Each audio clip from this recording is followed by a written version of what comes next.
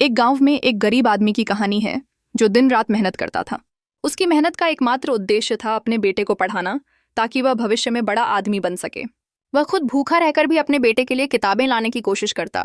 उसके चेहरे पर हमेशा एक उम्मीद की चमक होती, जैसे वह अपने बेटे में अपने सपनों को देखता।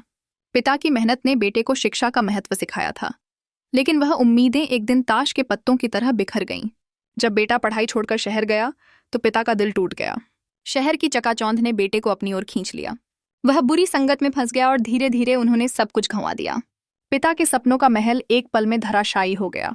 हर रोज पिता का दिल उसके वापस लौटने की आशा के साथ धड़कता था।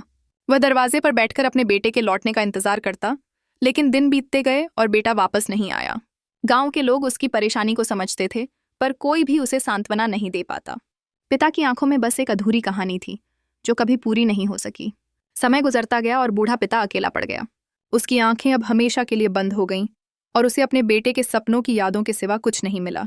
उसके दिल में बस एक गहरी खाई थी जिसमें उसके सपने और उम्मीदें दफन हो गई थीं। आखिरकार उस गांव में उस गरीब पिता की कहानी एक सिक्ख के रूप में जीवित रही।